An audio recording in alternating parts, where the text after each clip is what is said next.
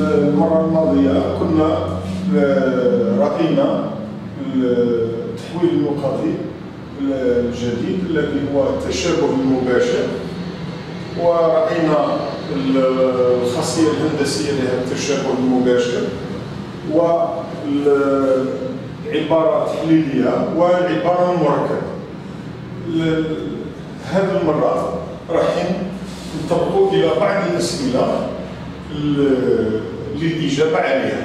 إذا عندنا اس تشابه مباشر مركزه أوميغا نسبته ك وزاويته تيتا. السؤال الأول: كيف نعين لاحقة أ فتحة أو النقطة أ فتحة صورة النقطة أ بالتشابه اس؟ كيف نعين لاحقة النقطة أ فتحة صورة النقطة أ بالتشابه اس؟ إذا الإجابة على السؤال الأول: إذا كان عندنا نعرفوا بلي اس تشابه مباشر مركزه أوميغا ونسبته ك وزاويته تيتا، بالطبع العبارة المركبة للتشابه اس، للتشابه المباشر اس، راح تكون من الشكل زد فتحة يساوي ألفا زد بيتا، حيث ألفا يساوي، مادام نعرفوا النسبة ونعرفوا الزاوية تاع التشابه المباشر، معناها أن ألفا يساوي ك في أسية إي تيتا، ك في أسية إي تيتا. ك هي نسبة التشابه المباشر، والتيتا هي زاوية التشابه المباشر، والتيتا هي زاوية التشابه المباشر. فيما يخص بيتا يساوي 1 ناقص ألفا اللي كنا حسبناه في زد صفر، حيث زد صفر هي لاحقة النقطة أوميغا، لاحقة النقطة أوميغا، لاحقة النقطة أوميغا. إذا أصبح عندنا ألفا وأصبح عندنا بيتا. الآن فيما يخص لاحقة أ فتحة، زد أ فتحة اللي هي الصورة تساوي ألفا زد أ زائد بيتا.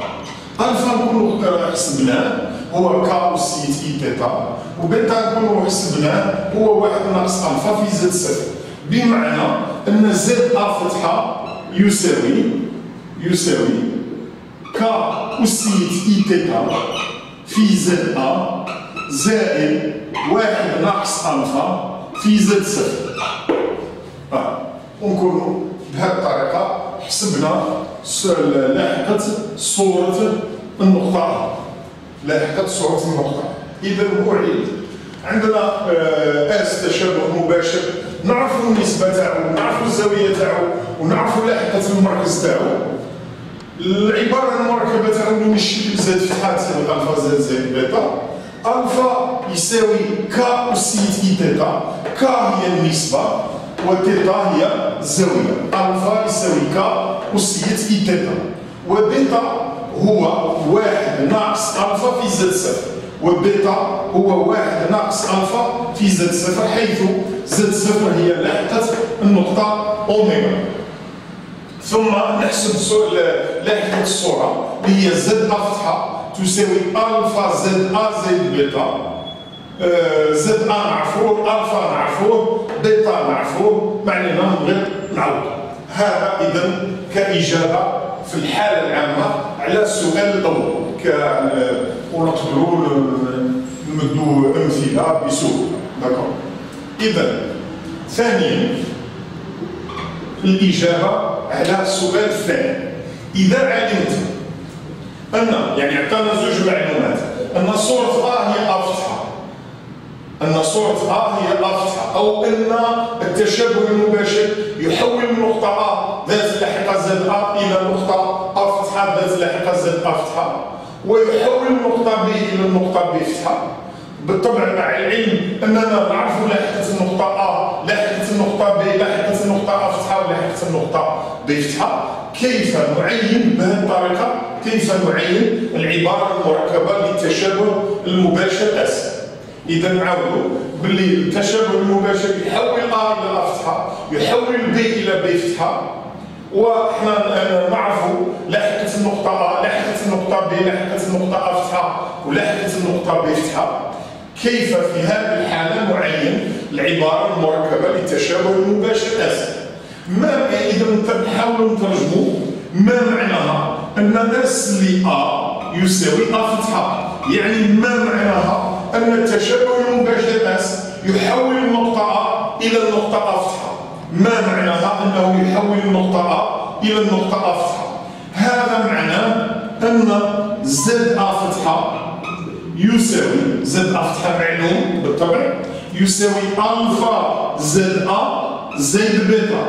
بالطبع الفا وبيتا مجهولان، الفا وبيتا عددان مركبان مجهولان نريد ان نجد قيمتيهما. ثم نعلم انه يحول النقطه ب الى النقطه ب فتحه، يحول النقطه ب الى النقطه ب فتحه. ما معناها؟ معناها ان زد ب فتحه اللي هو معلوم يساوي الفا زد بي اللي هو ايضا معلوم زد بي زائد بيتا. اذا هذه المعادله الاولى وهذه المعادله الثانيه. نقدروا بطرح 1 و 2 بطرح 1 و 2 او بطرح 2 من 1. اذا بالطرح ماذا نجد؟ بالطرح ماذا نجد؟ نجد زد ا فتحه ناقص زد ب فتحه يساوي الفا زد ا ناقص الفا زد ب. نقدروا نخرجوا الفا كعامل مشترك. اذا الفا زد ا ناقص زد ب بيتا ناقص بيتا يساوي صفر.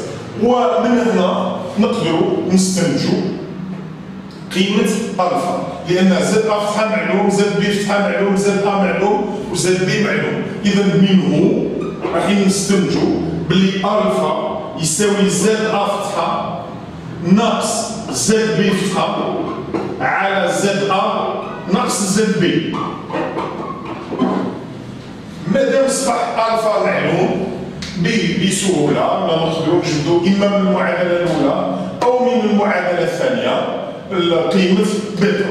إذا بيتا واش يساوي؟ بيتا ومنه إذا بيتا يساوي زد ا فتحة معلوم ناقص الفا معلوم وزد ا معلوم، ونستنتجوا إذا قيمتي الفا وبيتا. إذا كان أصبح عندنا قيمة الفا وقيمة بيتا معناها أننا عندنا العبارة المركبة لتحويل النقط. إذا ومنه العبارة المركبة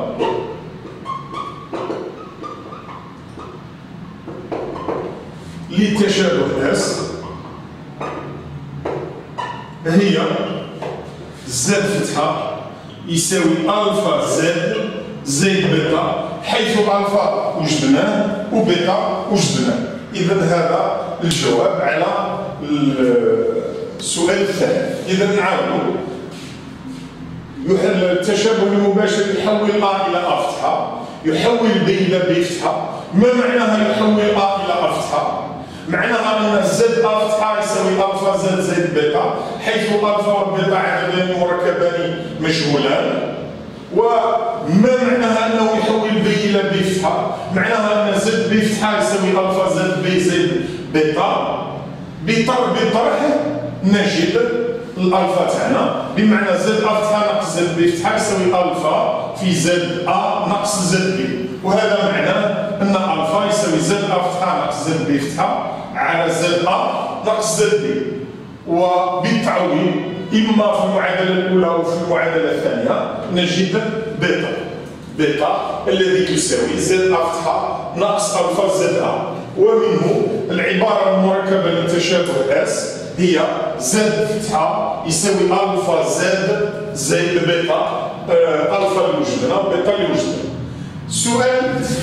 السؤال الثالث إذا كانت العبارة المركبة للتشابه المباشر زد فتحة يساوي الفا زد زائد بيتا، يعني وجدنا العبارة المركبة، نفرضوا بلي رانا بحثنا على العبارة المركبة ووجدناها. مثلا هنا يعني كما في السؤال الثاني وجدنا العباره المركبه كيف نعين العناصر المميزه للتشابه المباشر اس. كيف نعين العناصر المميزه للتشابه المباشر اس. اذا عندنا العباره المركبه للتشابه المباشر اس هي كما ذكرنا هنا من الشكل زادنا فيها عندنا الالفا هذه المره وعندنا البيتا. عندنا الالفا وعندنا البيتا.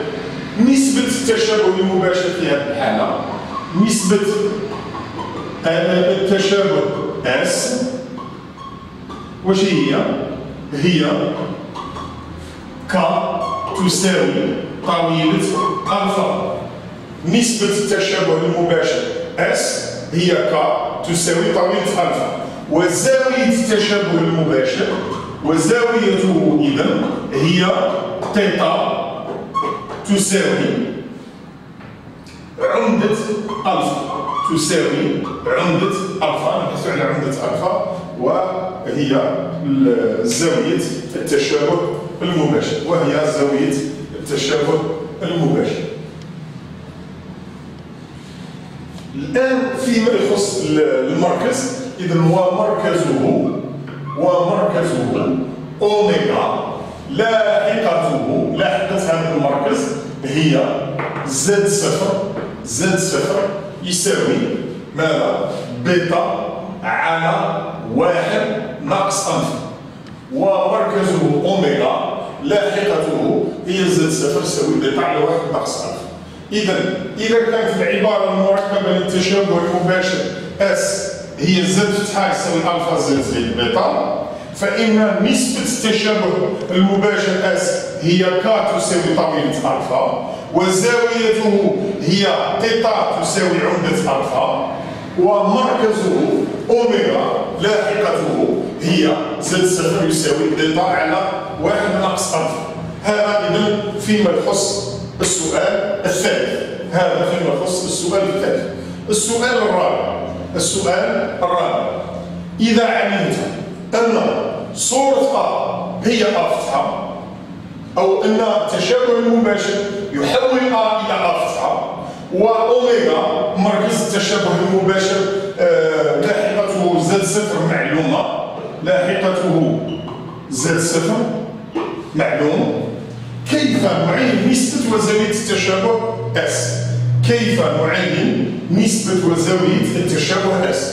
إذا نعرف هذه المرة بأن التشابه المباشر يحول أ إلى أ فتحة ومركزه أوميغا ونعرف لاحقة النقطة أ فتحة ولاحقة المركز زد صفر.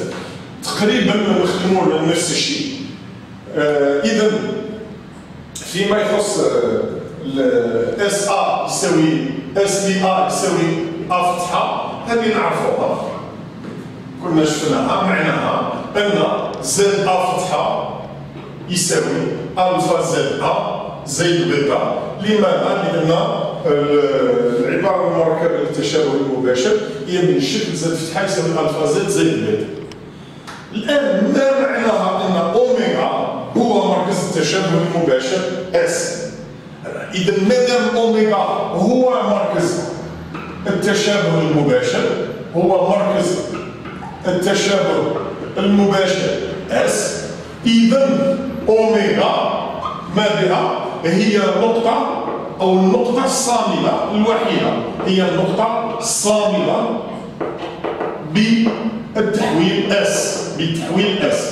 ما معناها أنها هي النقطة الصامدة بالتحويل اس؟ أي اس لأوميغا يساوي أوميغا. أي أن التشابه المباشر يحول النقطة أوميغا إلى النقطة أوميغا نفسها.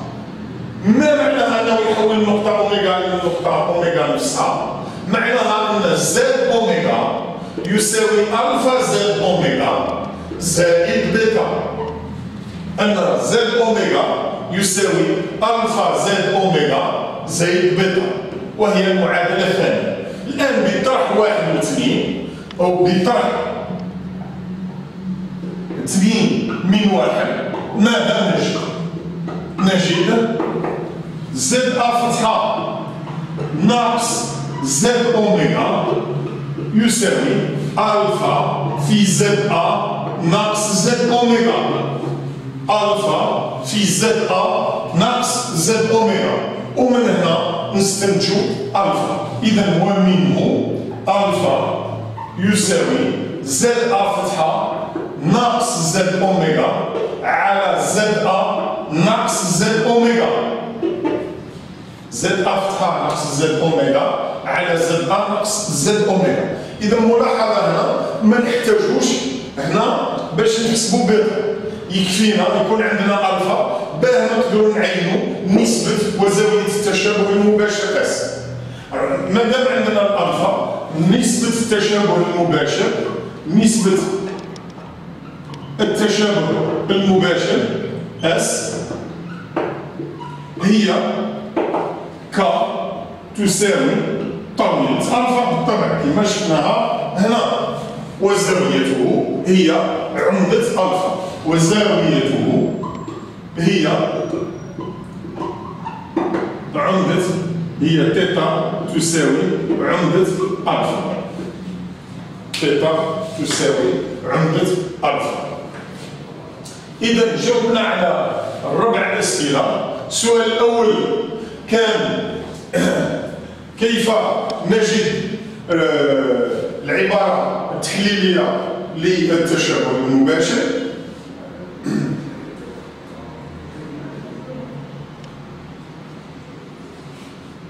أو كيف نجد صورة نقطة بواسطة التشابه المباشر. نعرفوا النسبة تاعو، نعرفوا الزاوية تاعو، ونعرفوا لاحقة المركز. شفنا بلي زد أ فتحة يساوي ك أس تي تيتا في زد أ زائد 1 ناقص ألفا في زد صفر. ومن بعد شفنا إذا كان عندنا نعرفوا بلي التشابه يحول نقطة أ إلى نقطة أ فتحة ونقطة ب إلى نقطة ب فتحة، حنا نعرفوا اللوائح تاعهم كيف نعين العبارة المركبة لهذا التشابه. شفنا بأن ما معناها أنه يحول أ إلى أ فتحة، معناها زد أ فتحة يساوي ألفا زد أ زائد بيتا. ما معناها أنه يحول ب إلى ب فتحة، معناها زد ب فتحة يساوي ألفا زد زائد بيتا. بالطرح نوجد ألفا، بالتعويض في واحدة من المعادلتين نوجد بيتا. الآن إذا كان عندنا العبارة المركبة للتشابه المباشر كيف نجد العناصر المميزة لهذا التشابه المباشر؟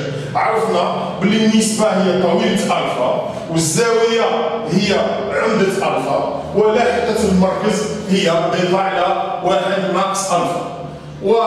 والأخيرا ممكن يعطينا يقول لنا بأن التشابه المباشر يحول نقطة إلى نقطة أ فتحة ومركزه أوميغا. كيف نجد النسبة والزاوية؟ ما معناها أنه يحول أ إلى أ فتحة؟ معناها زد أ فتحة يساوي ألفا زد أ زائد بيتا. ما معناها أن أوميغا هي مركز التشابه؟ معناها أن أوميغا هي نقطة صامدة بتحويل اس. ما معناها أنها نقطة صامدة؟ معناها أنه يحول نقطة أوميغا إلى النقطة أوميغا، وهذا معناه أن زد أوميغا يساوي ألفا زد أوميغا زائد بيتا. بالطرح نجد ألفا، وإذا كان عندنا ألفا نقدر نعينوا النسبة اللي هي طويلة ألفا والزاوية اللي هي عمدة ألفا.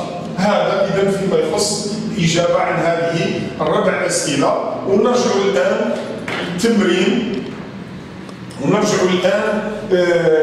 للتمرين اللي خليناه المرة الماضية. وكان هذا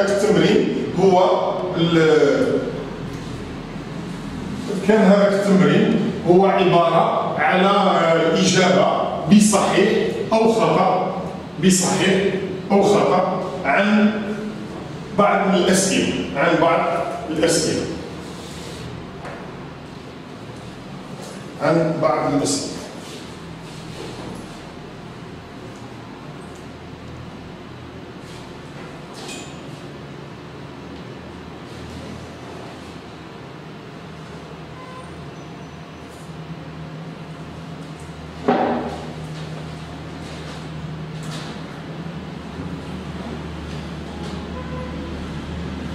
إذا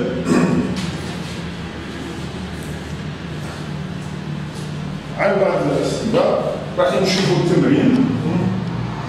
كان إذا التمرين هو عبارة عن الإجابة عن بعض الأسئلة بصحيح أو خطأ، بصحيح أو خطأ.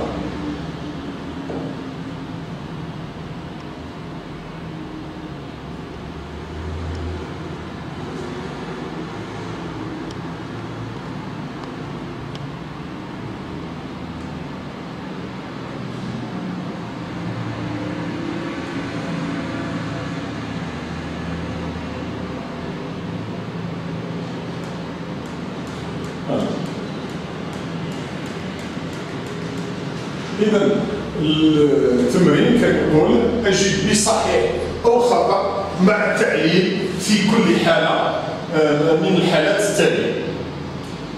السؤال الأول كان مجموعة حلول المعادلة واحد هو عفوا المعادلة زد زائد واحد ناقص إي على زد ناقص إي كل مربع يساوي واحد في المجموعة سي هي اس تساوي ناقص واحد على 2 زائد إي. والسؤال الثاني كان من أجل كل عدد مركب زاد عندنا زاد زائد زوج في مرافق زاد زائد زوج يساوي طويل زاد زائد زوج لكل مربع. ونبداو بالسؤال الأول. إذا السؤال الأول راح نشوفوا هل هذه الجملة صحيحة أم خاطئة. إذا عندنا زاد زائد واحد ناقص إي على زاد ناقص إي يساوي واحد، لكل مربع يساوي واحد. بالطبع هذا وكساش مربع يساوي واحد وكساش مربع يساوي واحد إذا كان العددان ولا ما هي الأعداد التي مربعها يساوي واحد؟ هما العددان واحد أو ناقص واحد، العددان واحد أو ناقص واحد. دونك راح نستنتجوا ومنه عندنا زاد زائد واحد ناقص إي على زاد ناقص إي يساوي واحد، أو زاد زائد واحد ناقص إي على زاد ناقص إي يساوي ناقص واحد. بالطبع المعادلة الأولى مستحيلة. المعادلة الأولى مستحيلة. لماذا؟ لأن ما نقدروش نساويو ما بين زاد زائد واحد ناقص إي مع زاد ناقص إي. لماذا؟ لأن تبدل لنا واحد يساوي صفر. إذا المعادلة مستحيلة. معادلة مستحيلة. والثانية بضرب الطرفين في الوسطين ماذا نجد؟ نجد زاد زائد واحد ناقص إي يساوي ناقص زاد زائد إي، ناقص زاد زائد إي. وهذا معناه أن 2 زاد يساوي ناقص واحد زائد 2 إي، بمعنى أن زاد يساوي ناقص واحد على 2 زائد إي. وهذا معناه أن مجموعة الحلول اس هي ناقص واحد على 2 زائد إي. وهذا معناه أن الجواب صحيح. إذا هذا السؤال الأول الجواب والجواب صحيح. والجواب صحيح. هذا إذا فيما يخص المعادلة الأولى. هذا فيما يخص المعادلة الأولى. ثانيا السؤال الثاني من أجل كل عدد مركب زاد عندنا طويل زاد زائد زوج في طويل في مرافق زاد زائد زوج يساوي طويل زاد زائد زوج لكل مرة. احنا من بين الامور اللي نعرفوا في خواص المرافق نعرفوا بلي الزاد في مرافق زاد يساوي طويل زاد لكل مربع. الزاد في مرافق زاد يساوي طويل زاد لكل مربع. الآن ما هو مرافق زاد زائد زوج؟ ما هو مرافق زائد زوج؟ مرافق زائد زوج، مرافق المجموع هو مجموع مرافقين، هو مجموع مرافقين بمعنى يساوي مرافق زائد زوج، لأن مرافق زوج هو زوج نفسه، هو اثنين في حد ذاته، هو اثنين في حد ذاته. إذا مادام مرافق زائد زوج هو مرافق زائد زوج، إذا عندنا زاد حسب هذه الخاصية زائد زوج في مرافق زائد زوج يساوي طويلة زائد زوج لكل مربع، طويلة زائد زوج لكل مربع، وهذا من أجل كل عدد مركب زائد. إذا من أجل كل زاد من سي، كل زاد من سي. هذا إذا فيما يخص السؤال الثاني. هذا إذا فيما يخص السؤال الثاني. راح نرجع الآن للسؤال الثالث. السؤال الثالث.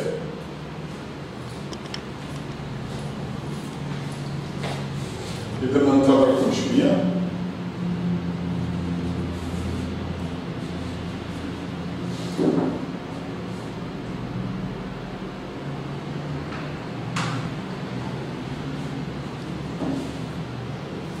ونعدي إلى السؤال الثالث.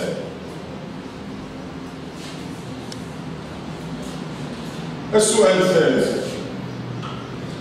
من أجل كل عدد طبيعي أن 1/2 زائد جذر 3/2 إي لكل أس 3 أن يساوي 1.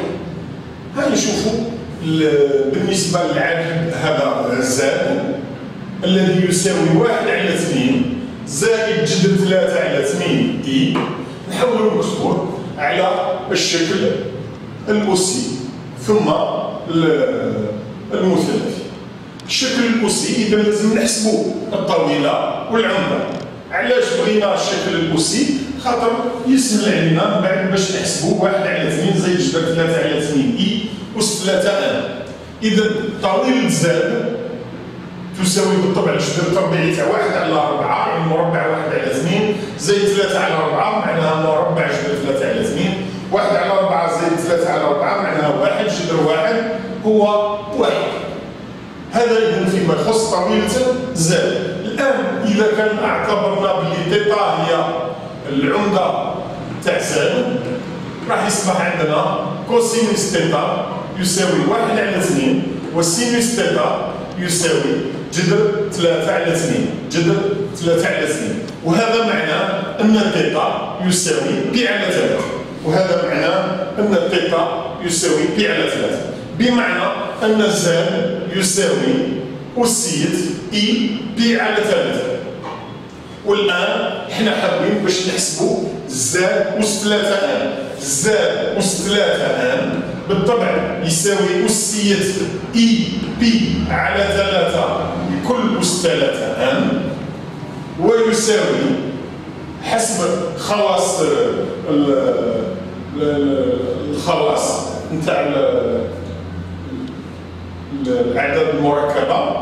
عندنا هذه تساوي أسية إي 3 أن π/3.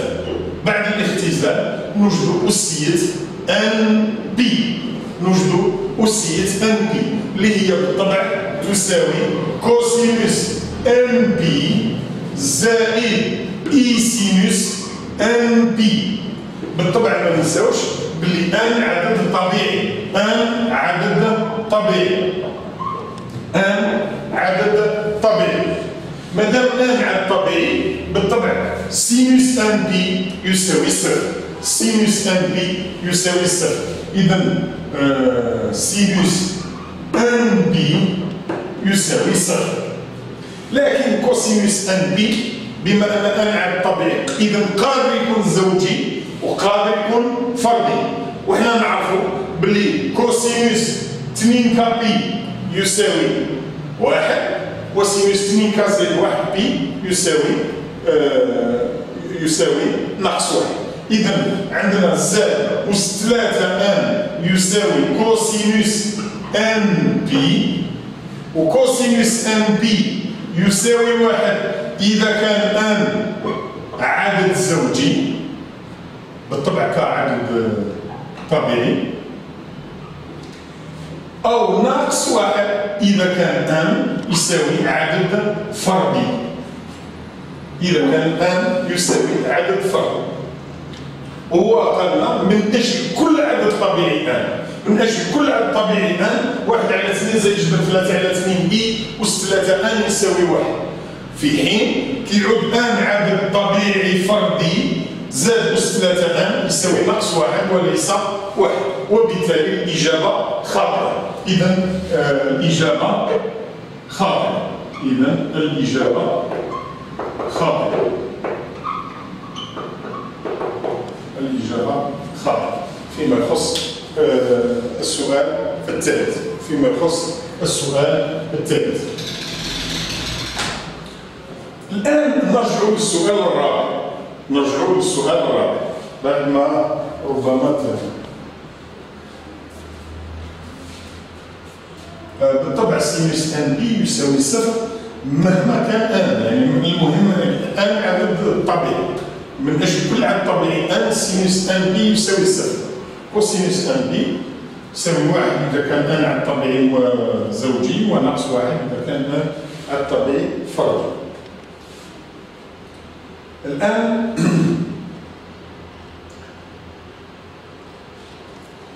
ننتقل إلى السؤال الرابع. ننتقل إلى السؤال الرابع. إذا السؤال الرابع: أس التشابه المباشر الذي مركزه النقطة أوميغا ذات اللاحقة 1 ونسبته 3 وزاويته فعل 2 وزاويته فعل 2. إذا نعرفوا النسبة، نعرفوا لاحقة المركز، نعرفوا الزاوية. يقول لنا باللي صورة الدائرة سي ذات المركز أوميغا إحداثيها 0 1 ونصف قطرها 3 بالتشابه اس. هي الدائرة سي فتحة ذات المركز أوميغا فتحة ذات الإحداثيين ناقص 2 ناقص 3 ونصف قطرها ونصف قطرها عفوا 9 ونصف قطرها 9. نحاول نذكروا بصورة الدائرة بواسطة التشابه المباشر. إذا عندنا اس في الحالة العامة تشابه مباشر نسبته ك وزاويته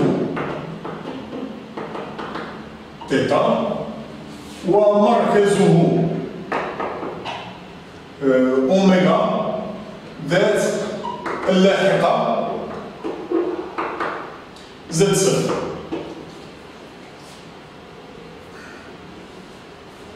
صورة الدائرة سي ذات المركز أوميغا لاحقته زد أوميغا ونصف قطرها R. إذا عندنا تشابه مباشر نسبته ك زاويته تيتا مركزه أوميغا كبيرة. صورة الدائرة سي ذات المركز أوميغا صغيرة لاحقته معلومة ونصف قطرها R. هي دائرة مركزها هي دائرة ندو المركز تاعها مركزها أوميغا فتحة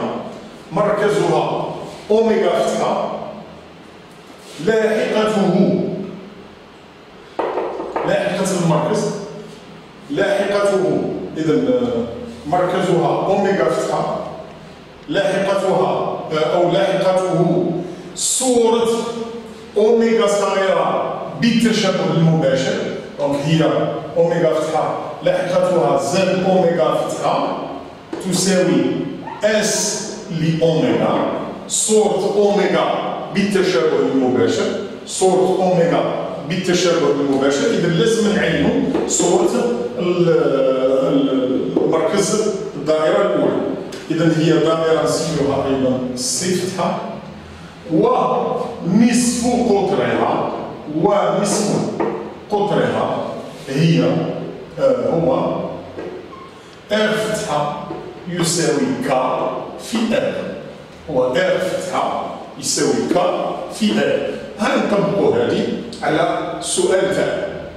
أول شيء ماذا بنا نعرفوا العبارة المركبة للتشابه المباشر.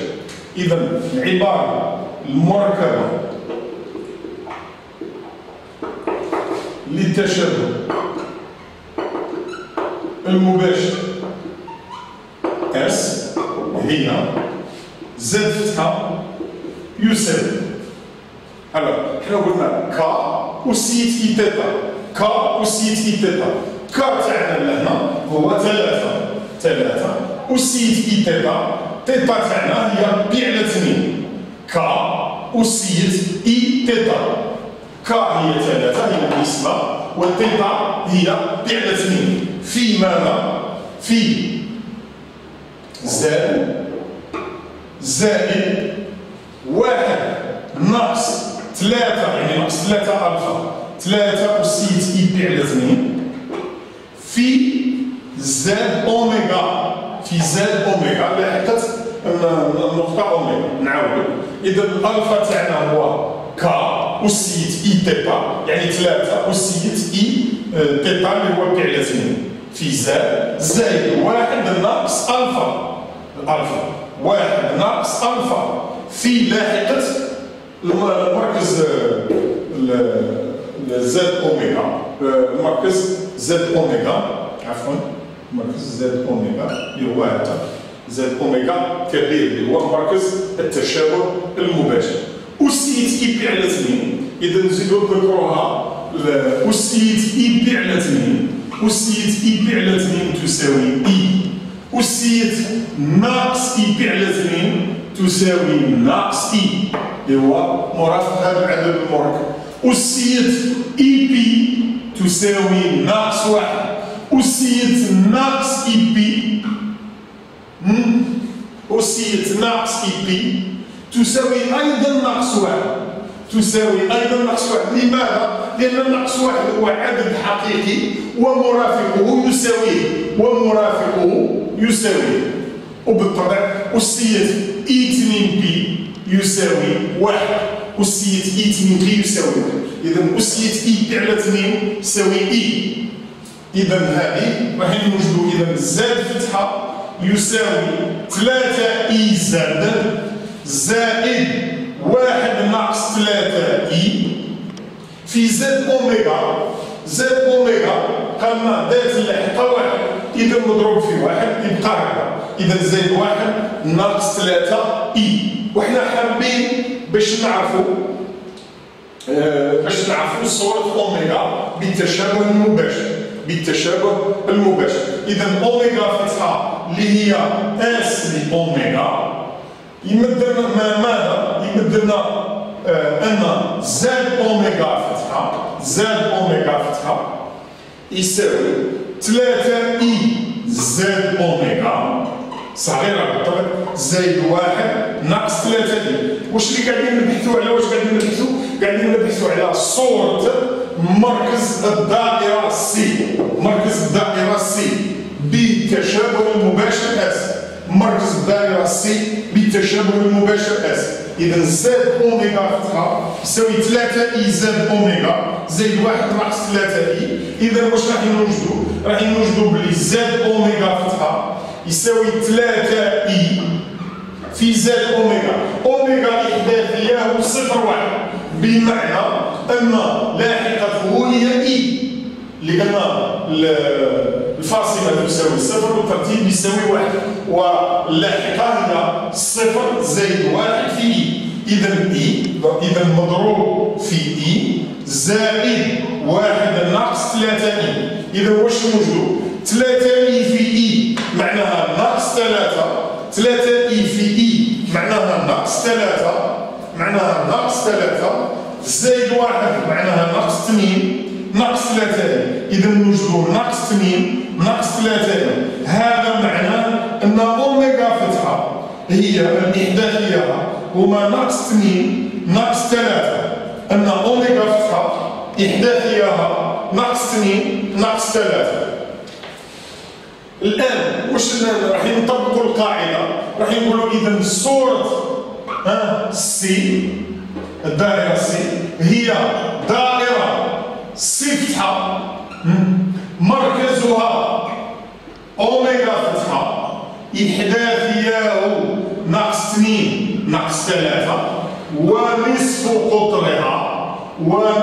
قطرها آر فتحة يساوي 3 في آر ونصف قطر الدائرة الأولى هو 3 معناها 3 في 3 ويساوي 9. واش قالنا باللي صورة الدائرة سي ذات المركز أوميغا ونصف قطرها 3 بالتشابه اس هي الدائرة سي فتحة ذات المركز أوميغا فتحة إحداثية ناقص 2 ناقص 3 ونصف قطرها 9. معناها أن الجواب صحيح. إذا الجواب صحيح.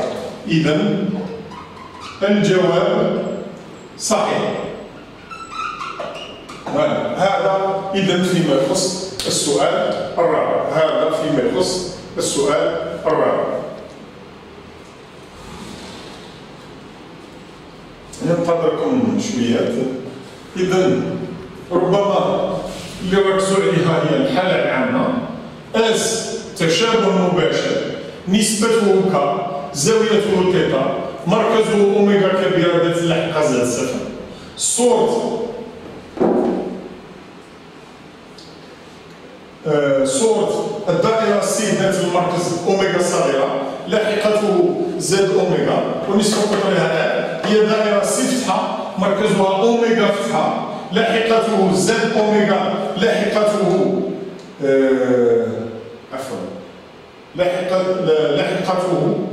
زد أوميغا فتحة يساوي ألفا زد أوميغا زائد بيتا لاحقته ولا أوميغا فتحة هنا نوضحوها. أوميغا فتحة تساوي اس لأوميغا صورة أوميغا بالتشابه المباشر اس ونصف قطرها ار فتحة يساوي ك في ار. ولهنا جاوبنا على السؤال ووجدنا بأن السؤال صحيح أو الإجابة صحيحة. وبالطبع الآن راح ننتقل إلى السؤال الخامس. من أجل كل عدد حقيقي ألفا إذا كان زد يساوي سينوس ألفا زائد إي كوسينوس ألفا في كوسينوس ألفا ناقص إي سينوس ألفا فإن عمدة زد تساوي ب على 2 ناقص 2 ألفا زائد 2 كابي. فإن عمدة زد تساوي ب على 2 ناقص 2 ألفا زائد 2 كابي حيث ك عدد صحيح.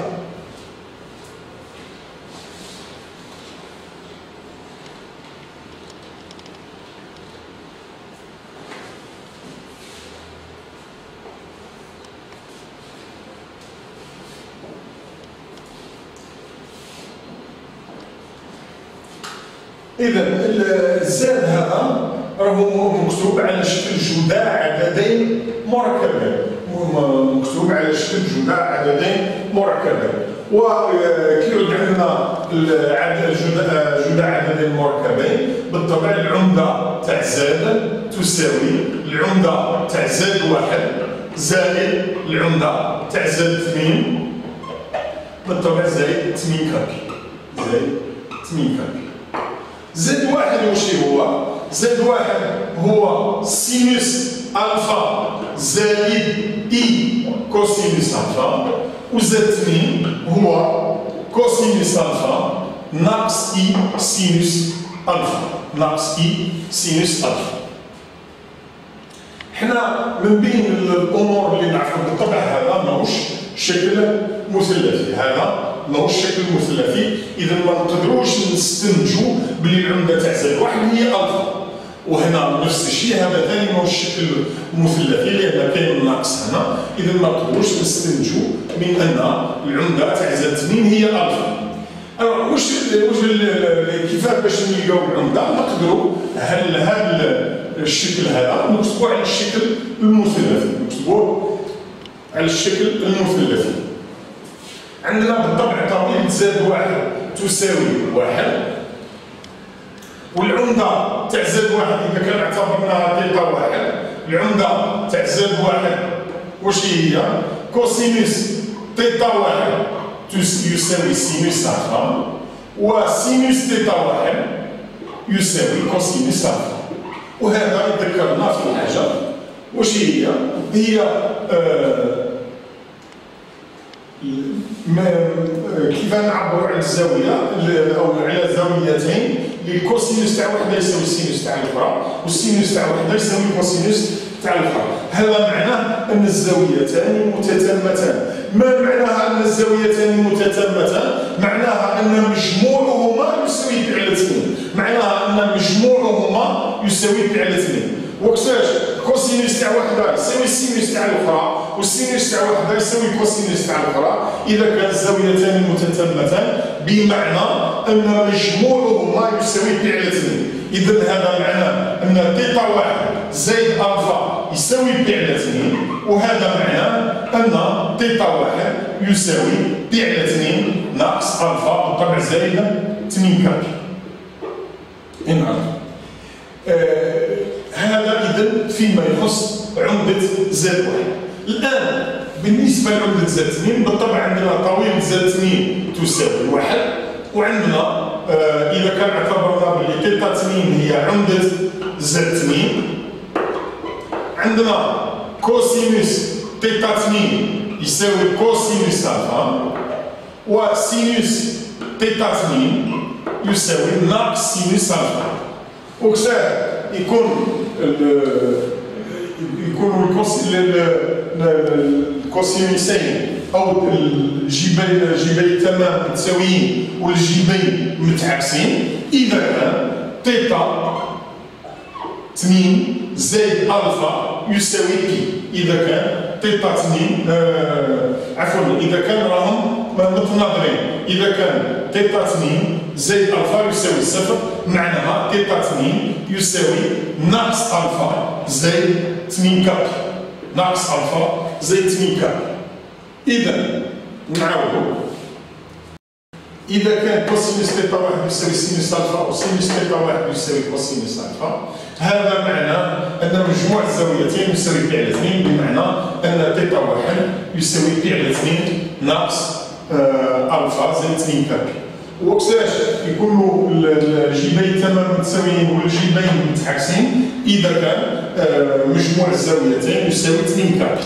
اذا كان مجموع الزاويتين يعني تيتا 2 يساوي ناقص الفا زائد 2 كابي. ومنه واش راح نستنتجوا؟ ومنه راح نستنتجوا من ان عمدة زاد تساوي عمدة زد واحد واش هي؟ هي فعل 2 ناقص الفا. عمدة زد 2 هي ناقص الفا زائد 2 كابي. إذا عمدة زد فينالمون عمدة زد يساوي فعل 2 ناقص 2 الفا زائد 2 كابي، وكعدد صحيح. كعدد صحيح. إذا هو الإجابة تاعو قال لنا بلي عمدة زد تساوي فعل 2 ناقص 2 الفا زائد 2 كابي. إذا الجواب صحيح، والجواب إذا صحيح. ونكون بهذا قد أنهينا هذا التمرين، ونكون بهذا قد أنهينا هذا التمرين راح نشوفوا مع بعضنا الخلاصة نتاع الحل. خلاصة نتاع الحل. إذا كان السؤال الأول مجموعة حلول المعادلة زائد واحد ناقص إي على زائد ناقص إي كل مربع يساوي واحد في سي هي اس تساوي ناقص واحد على 2 زائد. وكنا شفنا بلي باش يساوي واحد إما زائد واحد ناقص إي على زائد ناقص إي يساوي واحد أو ناقص واحد. شفنا بلي المعادلة الأولى مستحيلة والمعادلة الثانية تمد لنا الحل وهو زائد يساوي ناقص واحد على 2 زائد. السؤال الثاني قلنا أننا نعرفوا بلي زائد في مرافق زائد يساوي طويل زائد المربع، ومرافق زائد زوج هو مرافق زائد زوج، وبالتالي زائد زوج في مرافقه يساوي طويل زائد 2 لكل مربع. طويل زائد 2 لكل مربع. فيما يخص السؤال الثالث رأينا أن واحد على 2 زائد جذر 3 على 2 إي لكل أس 3 أن هو واحد زائد جذر 3 على 2 إي لكل أس 3 لكل أس أن حسب خواص الأسس. واحد على 2 زائد جذر 3 على 2 عندنا مطبوع الشكل الأسي هو أسية إي بي على 3 أس 3 لكل أس أن. أسية إي بي على 3 لكل أس 3 هي أسية إي بي لكل أس أن، وأسية إي بي هي ناقص واحد. هذه طريقة أخرى باش نشوفوا الحل. يساوي ناقص واحد أس أن، وناقص واحد أس أن يساوي واحد إذا كان أن يساوي 2 كا، ويساوي ناقص واحد إذا كان أن يساوي 2 كا زائد واحد، وبالتالي الجواب خطأ. السؤال الرابع صورة الدائرة سي بالتشابه المباشر اس هي الدائرة سي فتحة التي مركزها أوميغا فتحة، حيث بالطبع زائد أوميغا فتحة هي 3 أسية إي بي على 2 في زائد أوميغا ناقص زائد أوميغا كبيرة زائد أوميغا كبيرة. عندنا حسبناه لقيناه ناقص 3 ناقص 2. وزيد نذكر بلي أسية إي بي على 2 هي أسية إي بي على 2 هي إي، وأسية إي بي هي ناقص واحد. أسية ناقص إي بي على 2 هي ناقص إي، أسية ناقص إي بي هي ناقص واحد، وأسية إي 2 بي هي واحد. وبالتالي وبالطبع نصف القطر هو 3 في 3 معناها 9، وبالتالي الجواب صحيح. السؤال الخامس زائد يساوي سينوس ألفا زائد إي كوسينوس ألفا مضروب في كوسينوس ألفا ناقص إي سينوس ألفا. عرفنا بلي سينوس ألفا هو في الحقيقة كوسينوس تي على 2 ناقص ألفا، وكوسينوس ألفا هو سينوس تي على 2 ناقص ألفا، وكوسينوس ألفا نقدروا نكتبوه من الشكل كوسينوس ناقص ألفا، و سينوس ناقص سينوس ألفا هو سينوس ناقص ألفا. إذا نصلحوها هنا في الحقيقة راهو زائد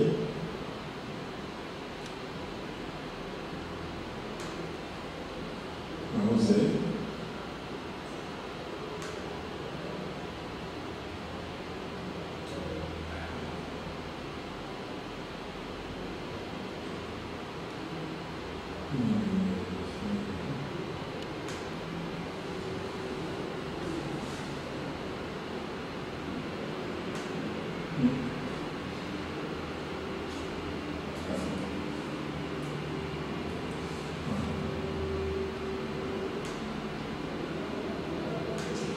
إذن هو ناقص سينوس ألفا هو سينوس ناقص ألفا، وبالتالي زاد يساوي ماذا؟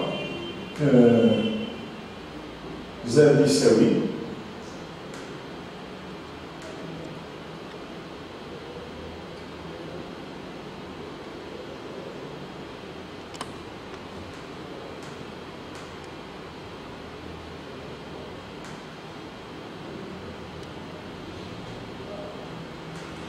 إذا زاد يساوي أسية إي بي على 2 ناقص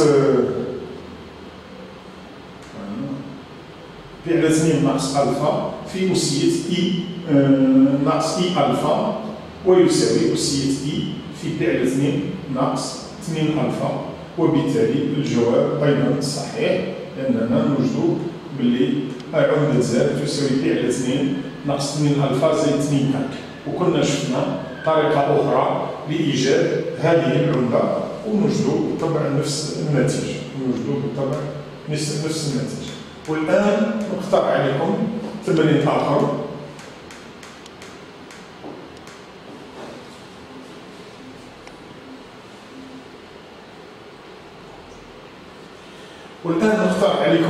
آخر. إذا السؤال الأول: حل في مجموعة الأعداد المركبة سي المعادلة ذات المجهول زاد التالية: زاد ناقص 2 في زاد مربع زائد 2 زائد 4 يساوي 0. الجزء الثاني: المستوي المركب منسوب إلى معلم متعامد ومتجانس أو في، حيث طويلة U تساوي 2 سنتيمتر، لتكن النقط A B C التي لاحقاتها ZA تساوي 2، ZB تساوي ناقص 1 زائد إي جبر 3، وZC تساوي مرافق ZB. مرافق ZB معناها ناقص 1 ناقص إي جبر 3. السؤال الأول: ألف، اكتب العدد ZB على الشكل الأسي، ثم استنتج الشكل الأسي للعدد المركب ZC.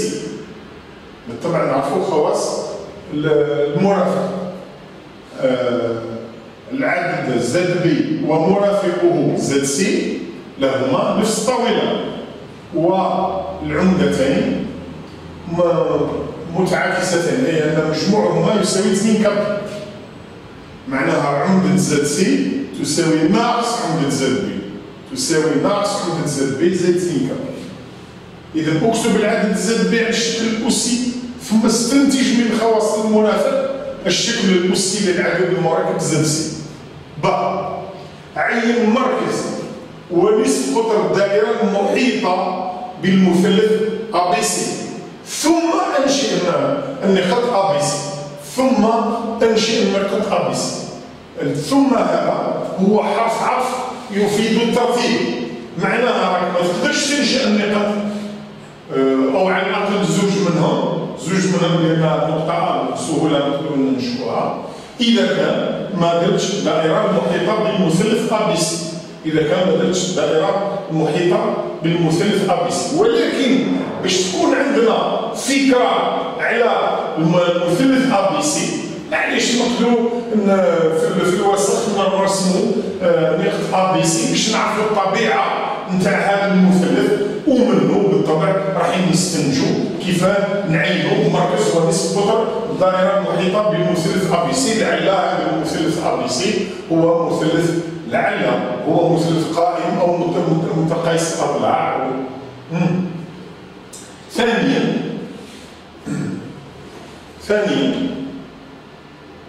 ليكن اس التشابه المباشر الذي مركزه النقطة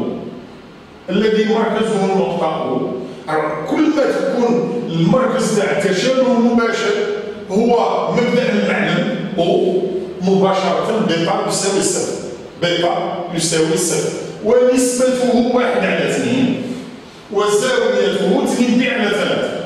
إذا المركز نسبة 1/2، الزاوية هي 2/3. اكتب العبارة المركبة للتشابه المباشر اس. اكتب العبارة المركبة للتشابه المباشر اس.